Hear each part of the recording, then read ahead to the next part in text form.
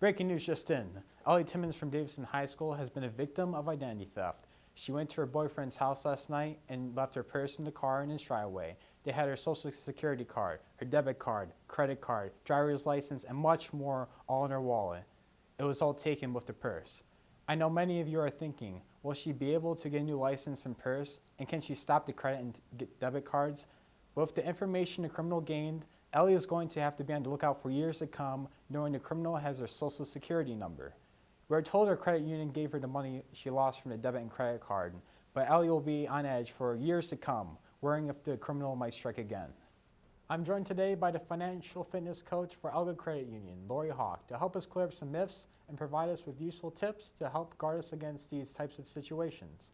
Now, Lori, thank you for coming today to discuss the situation someone could be in due to losing their social security number, as well as a number of other things. Now, what exactly is identity theft? Identity theft is the deliberate use of someone else's identity, usually as a method to gain a financial advantage, such as their credit. Now, what is the difference between identity theft and identity fraud? Because many people get those mixed up. The difference between the two is that identity theft is where the criminal is actually able to gain the information. Identity fraud is when they use that information to commit the crime. Now, what good would using someone's credit be to them? That's a great question, Lorenzo. If someone were able to gain someone's social security number and their name, they could pretend to be that person. They could use that information to, let's say, purchase a car, and they purchase that car under that person's name. Then they would most likely strip the car and change out the VIN, get a little money, and whoever's name and social security number they stole, well, that person's left with a mess at the financial institution trying to prove that they weren't the one that purchased that car. Now, let's talk about the banking information Ellie had in her purse. Now, what could the criminal try to do with this specific information?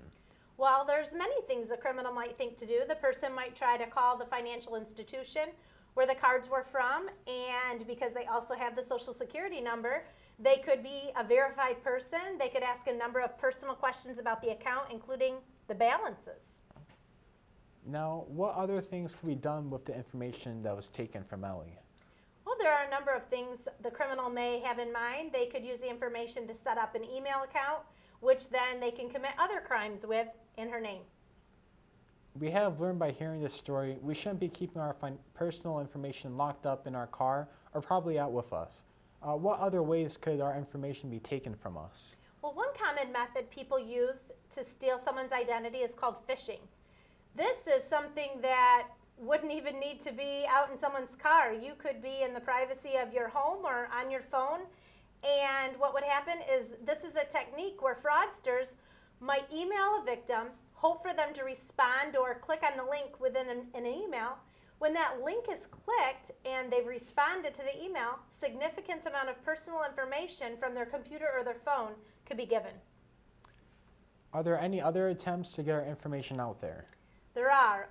There definitely is another one called malware, which is a common attempt to get somebody's information.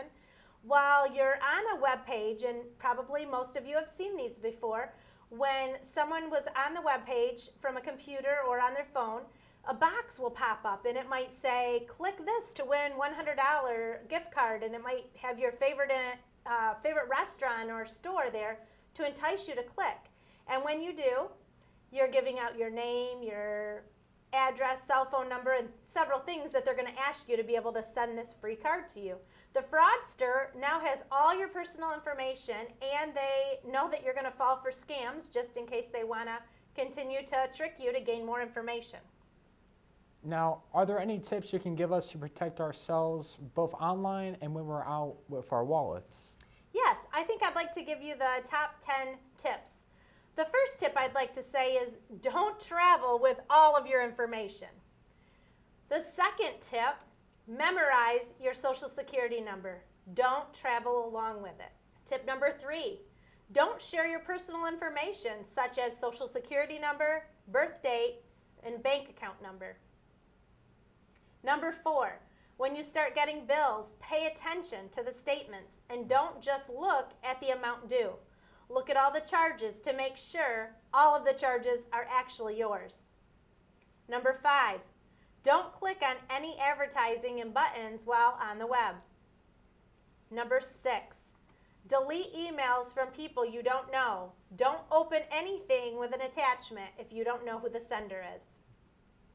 Number 7, don't respond to emails from people you don't know. Number 8, remember, if you click on something, they might even ask you to set up a user and password for something.